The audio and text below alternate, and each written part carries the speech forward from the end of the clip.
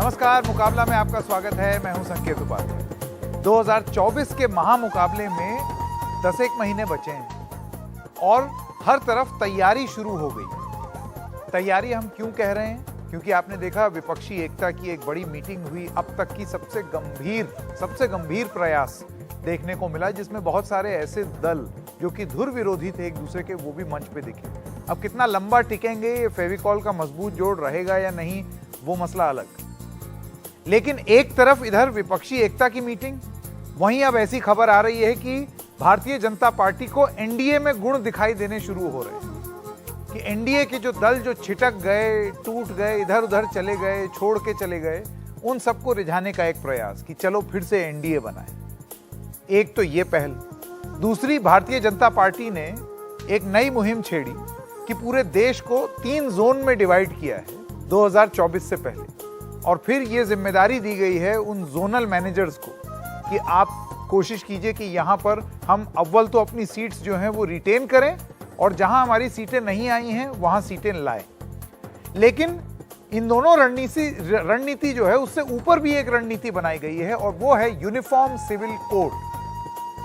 नरेंद्र मोदी सरकार के 9 साल के शासन के बाद मध्य प्रदेश, छत्तीसगढ़ और राजस्थान चुनाव के 5 महीने पहले और 2024 के महामुकाबले के 10 महीने पहले यूनिफॉर्म सिविल कोड का राग एक बार फिर से छिड़ गया है। उसका प्रारूप क्या होगा, इस पर तो तभी बहस हो पाएगी जब वो आएगा। लेकिन इसके बारे में चर्चा चुनाव से इतने पहले दोबारा होना, क्या ये सीधा 2024 का एक ट्रम्प कार्ड बीजेपी लेकर के आई है? और सबसे बड़ा सवाल, ये ट्रम्प कार्ड काम करेगा भी या नहीं? तो मुकाबला में आज बीजेपी की 2024 की कुंजी क्या है? UCC, uniform civil code.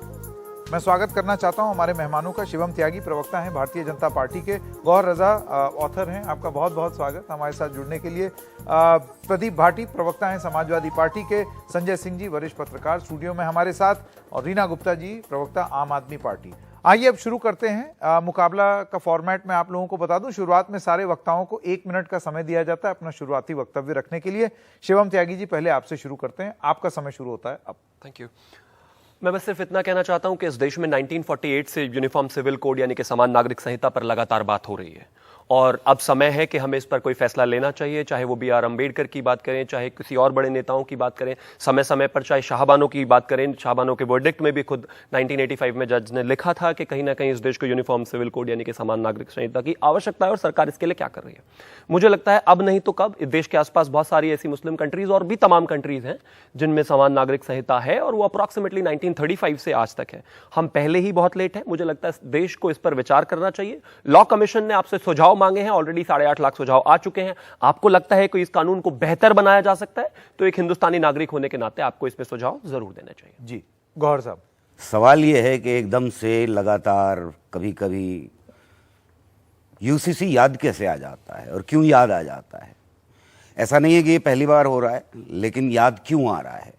और मैं एक साइंटिस्ट की हैसियत से हमेशा ये सवाल पूछता हूँ कि अगर किसी वक्त के ऊपर कोई चीज़ याद की जा रही है तो उसके पीछे कुछ ना कुछ उद्देश्य होगा, कोई ना कोई कॉज होगा। तो मुझे ये दिखाई देता है कि इस पूरी पॉलिटिक्स में जो इस वक्त चल रही है, जिसको मैं पूरी तरह से समझता भी नहीं हूँ, सिंपल सवाल एक नागरिक की तरह से मेरे जहन में उभरता है कि भाई इसके पीछे एजेंडा क्या है? आपने कहा कि तैयारी है 2024 की, तो अगर ये तैयारी है 2024 की तो वोट का मामला है। सवाल ये नहीं है कि देश का क्या होगा, लॉ कमीशन ने क्या कहा। लॉ कमीशन ने कहा ना इसकी ज़रूरत है और ना ये पास किया जाना चाहिए। अभी 2019 में ही कहा है उन्होंने, ज़्यादा देर नहीं हुई है। पहले की भी रिपोर्ट सारी ये कहती रही हैं। एक नागरिक की हैसियत से मेरे सामने कई सवाल खड़े हो जाते हैं। आपका मैं सिर्फ 1 सेकंड ले रहा हूं आपका, इससे ज़्यादा नहीं। इसके बाद आप आगे जा सकते हैं। क्या यूसीसी नौजवान को रोज़गार देगा? क्या बच्चों को अच्छी शिक्षा मिलेगी? क्या डार्विन की थ्योरी वापस लौट आएगी? क्या होगा इस देश में इस वक्त कि ऐसा ज़रूरी पड़ गया कि अभी फौरन करना है? एक डाइवर्स देश के अंदर 70 साल में हम लगातार इसके ऊपर बहस करते रहते हैं। मेरे ख्याल में जब तक कंसेंसस नहीं हो जाता यूसीसी का कोई सवाल नहीं उठाना चाहिए। सीए प्रदीप भट्ट।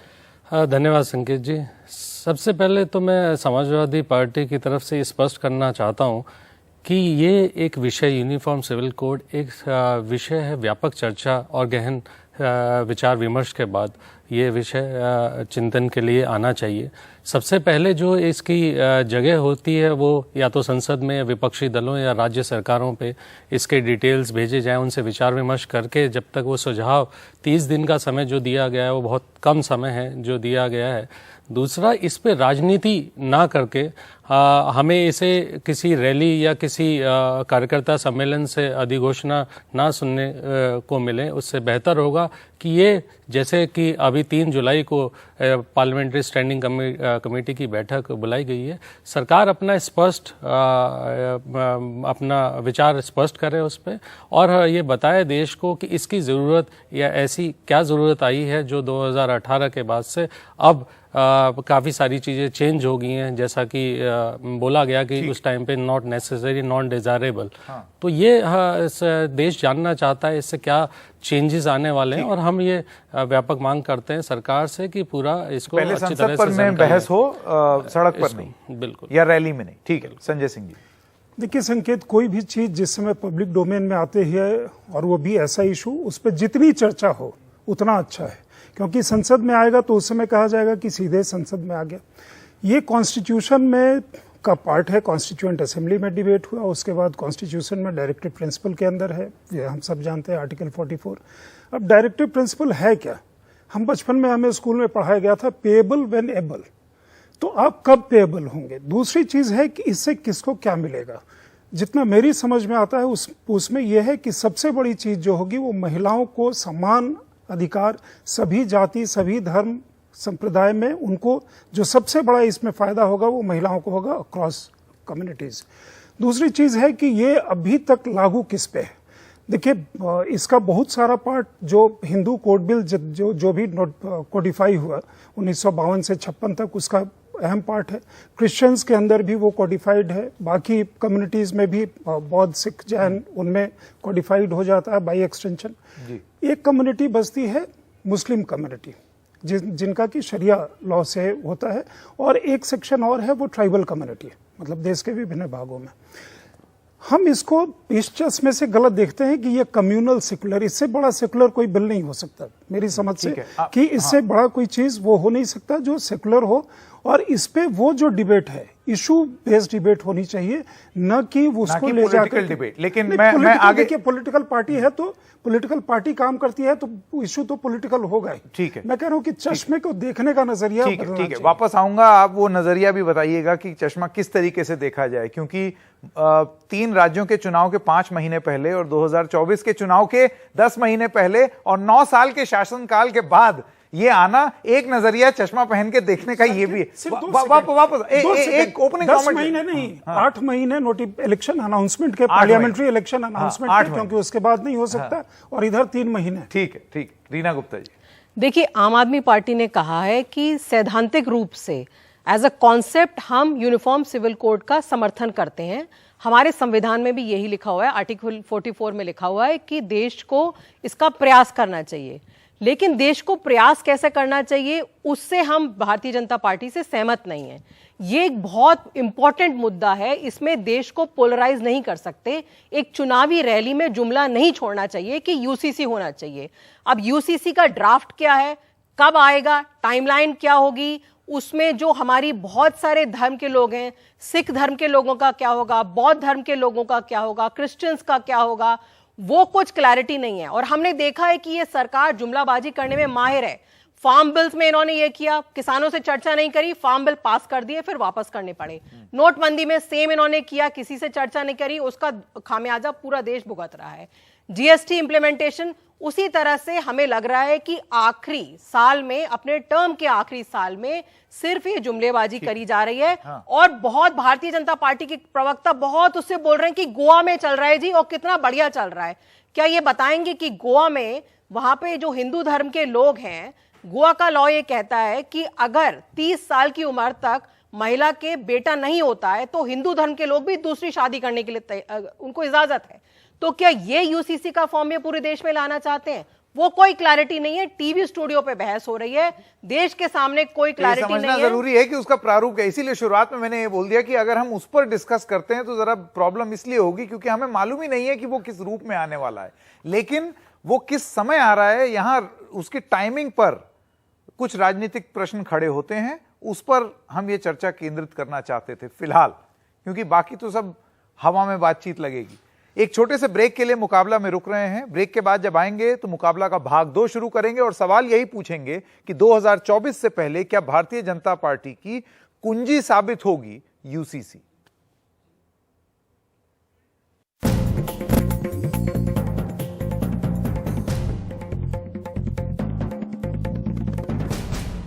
शिवम त्यागी जी, मैं आपसे सवाल पूछना चाहता हूं। अभी गौहर साहब जिस बात का जिक्र कर रहे थे, लॉ कमीशन ऑफ इंडिया की एक रिपोर्ट, इससे पहले जब उन्होंने सुझाव लिए और अपनी रिपोर्ट दी, उन्होंने अपनी रिपोर्ट में साफ साफ कहा कि हमको in its present form UCC की आवश्यकता दिखती नहीं है।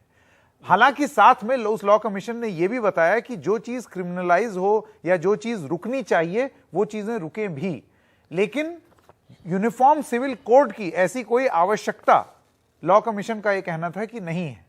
फिर ऐसा क्या हुआ कि आपको एकदम से यह जरूरत महसूस हुई, और फिर मैं दोहरा रहा हूं, चुनावों के ऐन पहले जरूरत महसूस हुई कि इसका जिक्र किया जाए?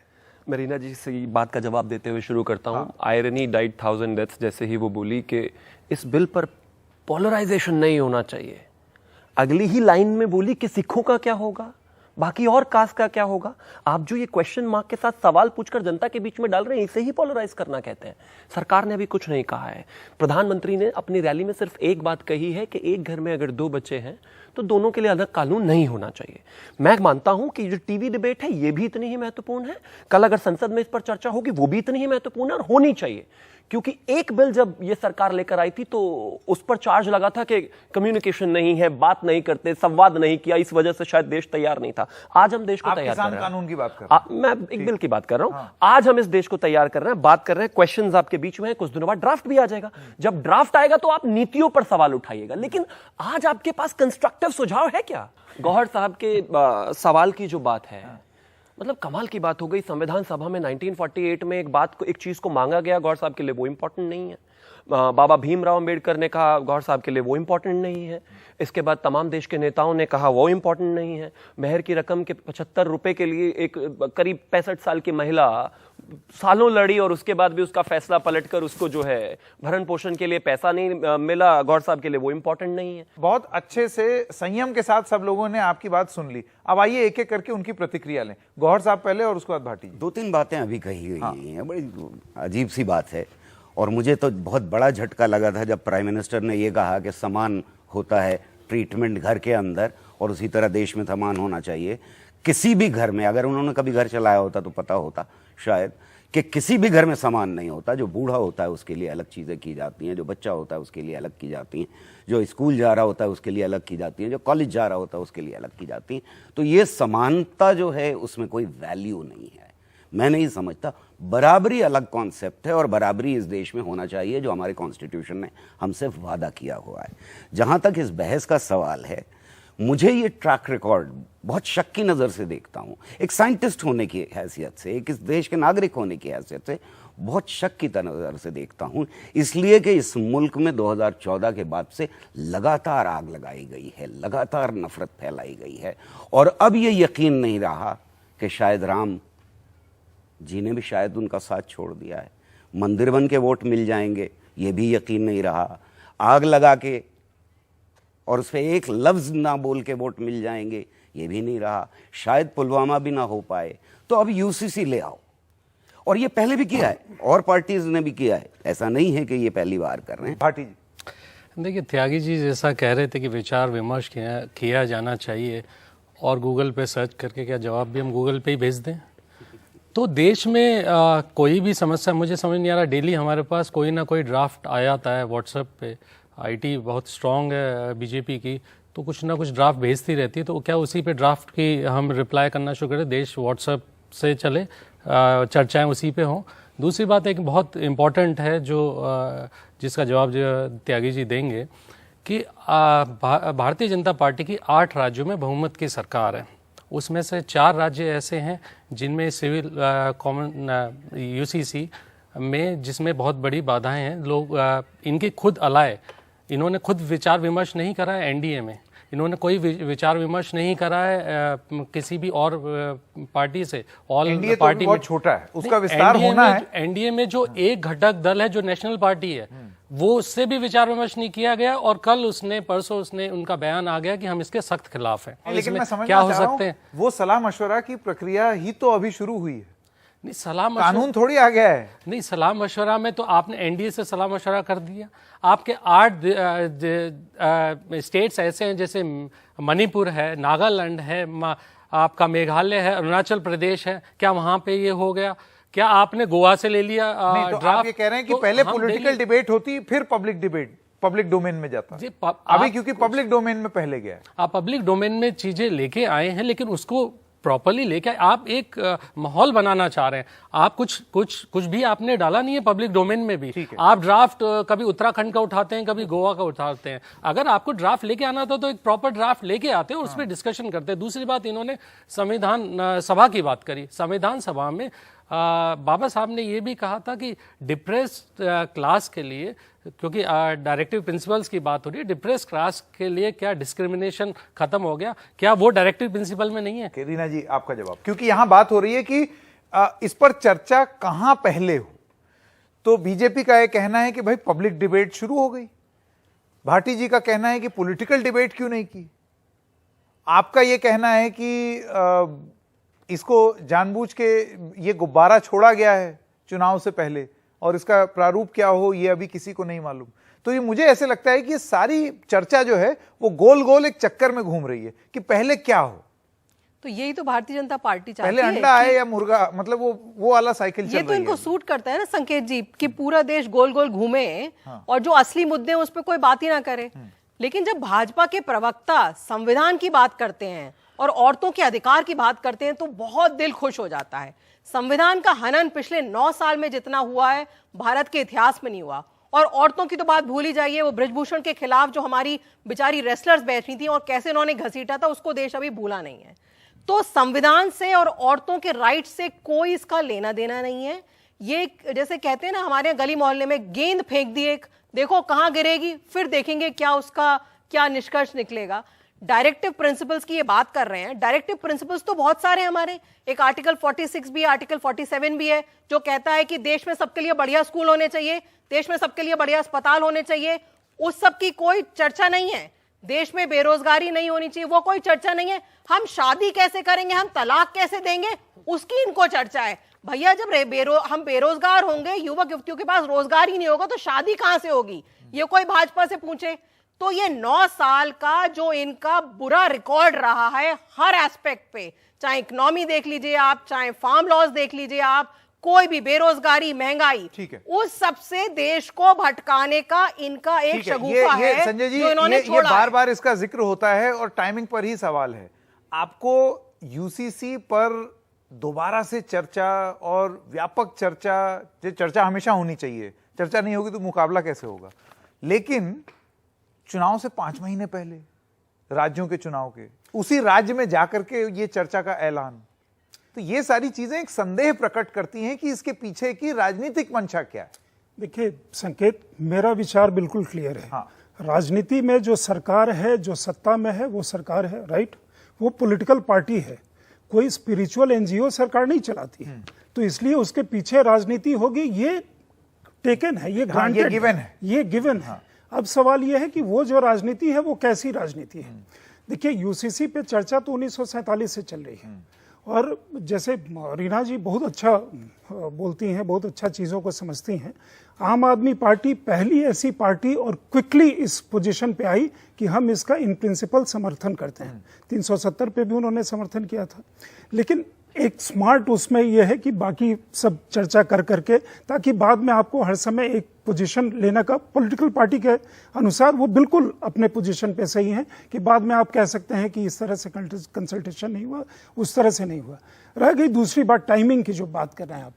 देखिए टाइमिंग हर समय किसी न किसी चीज़ की पूछी जाएगी। अगर आपको याद होगा 2019 के पहले सुप्रीम कोर्ट में ये कहा गया, कांग्रेस पार्टी के उस समय काफी वरिष्ठ नेता थे, अब किसी और पार्टी से वो एमपी हैं, और ये विचार था सिर्फ उनका नहीं, बाकी जो उस समय ऑपोजिशन में पार्टियां थी, कि सुप्रीम कोर्ट 2019 के पहले चुनाव के पहले राम मंदिर पे अपना वर्डिक्ट नहीं दे। अब जब बीजेपी सत्ता में आई है तो उनके 3 इश्यूज थे, राम मंदिर, article 370 and uniform civil code. उसमें से 2 पूरे हो रहे हैं। अब समस्या ये होती है कि जब 2 पूरे हो गए तो आपको लगता है कि ये सिर्फ जुमला नहीं होगा, ये सिर्फ कहने की बात नहीं होगी, ये इंप्लीमेंट भी हो जाएगा। नाउ पोजीशन वहां पे है, let us be very clear. अब आपको राइट टू रिप्लाई दे दें त्यागी जी। एक सम अप कर दूं दर्शकों के लिए, अभी गौहर साहब ने कुछ सवाल उठाए, यूसीसी की टाइमिंग पर उठाए, और भी चीजों पर उन्होंने चर्चा की। आपके पास आपके जवाब तैयार होंगे, और भाटी साहब का भी आपने सवाल सुना, आपके जवाब। Thank you. राइट टू रिबर्ट नहीं है ये, तो बाय डिफॉल्ट नेचुरली ही आपको मेरे पास आना था। राइट टू रिबर्ट तो शायद तभी होता, लेकिन चलिए आप कहते हैं तो मैं दोनों को क्लब करके थोड़ा ज्यादा समय मांग लेता हूं। हाँ बिल्कुल ले लीजिए। आर्टिकल 44 कहा रीना जी ने, आर्टिकल 44 में गरीबी हटाना, आर्टिकल 44 में अच्छे स्कूल, अच्छी शिक्षा। आर्टिकल 44 में ये जगह जगह पर हर किसी गरीब के घर के सामने ठेका खोल देना भी होता है क्या? 44 नहीं, आर्टिकल 46 और सुनिए जरा, 47 आर्टिकल संविधान 44 को पढ़ लीजिए आप इनको बीच में मत बोले, चलाना तो इतना फ्रस्ट्रेट क्यों है? रुकिए ना जरा प्लीज। आर्टिकल 44 में कुछ और भी चीजें होती होंगी। ये भी नहीं होता होगा कि 8 महीने एक मिनिस्टर जेल में बैठा रहे और वहीं से एक प्रदेश को चलाता रहे। ये भी नहीं होता होगा कि 2-2 मिनिस्टर्स जेल में बैठे रहे, 1-1 साल तक बेल ना ले पाए आप। खैर, अब मैं आगे आता हूं। गौहर साहब ने कहा कि मुझे जो है खतरा है और मुझे डर है। गौहर साहब, आप साइंटिस्ट हो सकते हैं, लेकिन पॉलिटिकल डिबेट में आप साइंटिफिक नहीं है, ये मैं गारंटी से कहता हूं। इन्होंने कहा नरेंद्र मोदी को अगर परिवार चलाया होता तो पता होता परिवार में क्या होता है। मैं अपने इस देश को 140 करोड़ का परिवार मानता हूं, और पिछले 35 साल में तो ऐसे कोई परिवार चला नहीं पाया जैसे वो चला रहे हैं। और इस देश में बुजुर्ग भी हैं, बच्चे भी हैं, माएँ भी हैं, बहन है, सब है। सबसे बेहतर वो चला रहे हैं, आसपास भी नहीं है कोई। अप्रूवल रेटिंग में दुनिया में भी कोई उनके जैसा नहीं है। तो आप गलत हैं कि वो परिवार नहीं चलाते। अब आगे आते हैं। इन्होंने एक और चीज कही, पुलवामा। मेरी सबसे सख्त जो टिप्पणी है वो इसी चीज पर है। I don't want to sound rude, but ये रियलिटी है कि जब इस देश की डिफेंस की और नेशनल सिक्योरिटी का मामला है तो कम से कम इस देश की फोर्सेस का मजाक ना बनाएं। आपको क्रिटिसाइज प्रधानमंत्री को करना है, खूब कीजिए, यह आपका हक है, लेकिन इस देश की सेना पर इस तरह की बातें करते हुए आपको कम से कम थोड़ी तो शर्म आनी चाहिए। अब मैं आगे जाता हूं। समाजवादी प्रवक्ता ने कहा कि गूगल, कहा मैंने कि भाई गूगल देख लो, तो बिल भी, ड्राफ्ट भी गूगल पे ही डाल देते, व्हाट्सएप ड्राफ्ट भी, हाँ, ड्राफ्ट भी गूगल पे ही डाल देते। जब पार्टी के प्रवक्ताओं को, टू बी प्रिसाइज राष्ट्रीय प्रवक्ताओं को समान नागरिक संहिता का मतलब ना पता हो, तो उनको एक 10 साल के बच्चे की तरह यही कहना होता है कि चलिए प्रिपेयर करके नहीं आए तो गूगल ही देख लो। आपको देखना पड़ेगा, मजबूरी है ना। अगर आप नहीं जानते समान नागरिक संहिता क्या होती है तो मुझे तो यही कहना पड़ेगा, अल्टीमेटली ड्राफ्ट तो दे नहीं सकता मैं आपको कि भाई गूगल ही देख लो। जहां तक बात यूनिफॉर्म सिविल कोड और चुनाव की, आपने कहा भारतीय जनता पार्टी चुनाव के लिए कर रही है। मैं मानता हूं, हां, भारतीय जनता पार्टी चुनाव के लिए कर रही है। कैसे? पिछली बार 2019 में 60 करोड़ 30 लाख 70 हजार वोट डले थे इस देश में। मेरा ख्याल कुछ और ऐड हो जाएंगे। हम 60 करोड़ 30 लाख 70 हजार वोट्स के लिए ही कर रहे हैं। इस देश में हर एक सोशल वेलफेयर का काम जो भी पॉलिटिकल पार्टी करती है, वो समान लोगों को जिंदगी बेहतर बनाने के साथ साथ वो चाहती है कि हम जीत कर आए हैं। वो चाहती है कि जनता में ट्रस्ट वोट पैदा हो। वो चाहती है कि हम सबसे बड़ी पार्टी बने। हम चाहते हैं, हम दुनिया की सबसे बड़ी पार्टी हैं, लेकिन हम चाहते हैं कि सबसे ज्यादा सीटें हमारी हो। क्या बुराई है इसमें? क्या गलत है इसमें? बताइए मुझे। लेकिन इस not at the cost of anything which is wrong. ये बात बहुत साफ है कि हम चाहते हैं कि देश के लिए भलाई हो, देश के लिए चीजें बेहतर हो। 22 करोड़ लोगों ने बस आपको वोट दिया था। भाटी जी अपना राइट टू रिप्लाई दे दें, फिर आपका। देखिए, शुभम जी जैसे बात कर रहे हैं, बीजेपी के हर कार्यकर्ता और नेता का यही हाल है कि वो इतना घमंड में इतने चूर हैं कि उन्हें आसपास ना तो नैतिकता बची उनके पास, ना उनको बात करने की चीज़ें किस तरह से ये आप शायद सोच पढ़ के आइए कौन आदमी कितना शिक्षित है, उसके बाद ये सब बातें करिए। दूसरी बात, एक और चीज़ जो मैं कहना चाहता हूँ, पर्सनल होने की ज़रूरत नहीं है और ना मैं होना चाहता हूँ, ना इस डिबेट में किसी आपके अलावा कोई हो भी रहा है।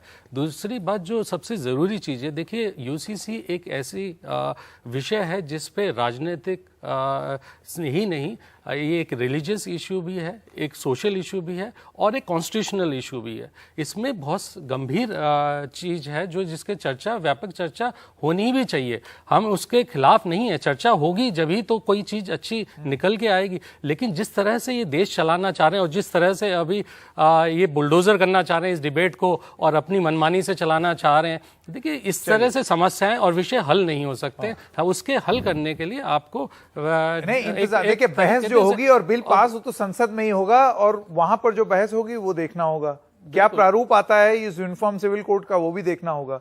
बिल्कुल। वक्त खत्म हो गया, लेकिन एक क्लोजिंग कमेंट्स ले लें आप तीनों का, एक एक करके। मैं पहले मेरी तो गुजारिश ये कहना रहेगी चाहता 30 हूं सेकंड। हाँ। कि एज साइंटिस्ट की हैसियत से मुझे लगातार ये दिखाई दे रहा है कि जब भी अटैक होता है कोई मुल्क के ऊपर, देश के ऊपर या हमारे आर्म्ड फोर्सेस के ऊपर, उसका फायदा हमेशा पॉलिटिकल जनता पार्टी को ही मिलता है, और ये लगातार मिलता रहा है। बहरहाल वो इसलिए पुलवामा की जरूरत थी मुझे, लेकिन मैं ये समझता हूं कि एक बड़ी डिबेट इस देश में हुई थी कि 33% महिलाओं को पार्लियामेंट में हम रिजर्वेशन देंगे, उसके ऊपर कोई बहस नहीं हो रही है। बाकी सबके लिए आपके दिल में एकदम से दर्द उठ गया है, क्योंकि आप इसको डिवाइसिव हेट्रेड के लिए यूज कर सकते हैं। त्यागी जी का इस जवाब मुल्क के। जल्दी से। 75 साल की महिला को खाना खाने के लिए और जीवन चलाने के लिए 75 रुपए नहीं मिले 15 साल में, ये उनके लिए डिबेट नहीं है। लेकिन वो संसद 33% कैसे पहुंचे? वो होनी चाहिए डिबेट। रोटी सर खाएंगे तभी तो संसद जाएंगे ना। संजय सिंह जी और उसका रीना गुप्ता। एक नेशनल सिक्योरिटी वाली एक चीज आ गई थी, उस पर एक चीज मैं जरूर कहना चाहूंगा। पार्लियामेंट अटैक के बाद बीजेपी को क्या फायदा हुआ था कि अटल सरकार वापस आई थी? मुंबई में अटैक होने के बाद, जिस समय मुंबई टेरर अटैक हुआ, उसके बाद जो पार्टी, कांग्रेस पार्टी वापस आई थी, यूपीए वापस सत्ता में आई थी। तो इसलिए किसी भी नेशनल सिक्योरिटी इशू को जिसमें इंडिया को नुकसान हो, वो बीजेपी के फायदे में है। इस सोच से हमें बाहर निकलना चाहिए। दूसरी चीज, यूसीसी एक सब्सटैंटिव इशू है, तो इसको कृपया जो बाकी अगर किसी का अपना कन्वेंशनल रिलीजियस लॉ अप्लाई हो तो लाइफ के सारे एस्पेक्ट्स में अप्लाई हो। जो महिलाओं के यहाँ सबसे बड़ी बेनिफिशियरी महिलाएं हैं, तो हमें उनको जो वंचित रह गई हैं उनके बारे में जरूर सोचना चाहिए। और सेकुलर देश में एक प्रावधान तभी हो सकता है जब ड्राफ्ट पता चले, लिए सारे कानून लागू। वो तभी पता चलेगा जब ड्राफ्ट आएगा कि उसमें क्या सही में ये चीज, ये मकसद सिद्ध हो रहा है या नहीं हो रहा है। देखिए संकेत जी, यूसीसी देश के लिए एक बहुत इंपॉर्टेंट मुद्दा है। आपको सारे लीडर्स से, सारे रिलीजियस लीडर्स से, चाहे सिख लीडर हो, चाहे बौद्ध समाज के लीडर्स हो, हिंदुओं से भी आपको बात करनी पड़ेगी कि हिंदू अनडिवाइडेड फैमिली का क्या होगा। इसके बाद बहुत सारे हिंदू उसमें इनकम टैक्स में उसका रिबेट लेते हैं। तो ये सारी क्लैरिटी आपने देश को नहीं दी, और आप जिस तरह से चुनावी रैली में इसको यूज कर रहे हैं, उससे देश सिर्फ बटेगा। और आज की तारीख में हमें देश को बांटना नहीं है। इसलिए ये सुझाव है कि सबके साथ बैठ के विचार विमर्श करिए। आपके खिलाफ जो अध्यादेश है उसमें आप बीजेपी के खिलाफ हैं, इसमें आप बीजेपी के साथ हम अभी संविधान तक के साथ हैं। तो हमेशा तो संविधान के आपकी साथ क्या हैं, पोजीशन इसमें भी हम रहेगी वो भी संविधान बड़ी के साथ हैं। रोचक रहेगी। लेकिन बहुत हाँ, जल्दी जस्ट क्विक 10 सेकेंड्स। मैं बस एक ही चीज कहना चाहता हूं, वो एक कहते हैं ना, वो जंपिंग द गन्स वाली सिचुएशन है कि देश को क्लियर नहीं किया। प्लीज अंडरस्टैंड, ड्राफ्ट आने से पहले हम देश के लोग ही हैं जो डिस्कस कर रहे हैं। वक्त खत्म हो चला है। सरकार ने भी कुछ नहीं कहा है। प्रधानमंत्री ने अपनी रैली में सिर्फ एक बात कही है कि एक घर में अगर 2 बच्चे हैं तो दोनों के लिए अलग कानून नहीं होना चाहिए। मैं मानता हूं कि जो टीवी डिबेट है ये भी इतनी ही महत्वपूर्ण है, कल अगर संसद में इस पर चर्चा होगी वो भी इतनी ही महत्वपूर्ण है और होनी चाहिए। क्योंकि एक बिल जब ये सरकार लेकर आई थी तो उस पर चार्ज लगा था कि कम्युनिकेशन नहीं है, बात नहीं करते, संवाद नहीं किया, इस वजह से शायद देश तैयार नहीं था। आज हम देश को तैयार कर रहे हैं। कानून की बात कर रहे हैं। मैं एक बिल की बात कर रहा हूं। आज हम इस देश को तैयार कर रहे हैं, बात कर रहे हैं, क्वेश्चंस आपके बीच में है, कुछ दिनों बाद ड्राफ्ट भी आ जाएगा। जब ड्राफ्ट आएगा तो आप नीतियों पर सवाल उठाइएगा, लेकिन आज आपके पास कंस्ट्रक्टिव सुझाव है क्या?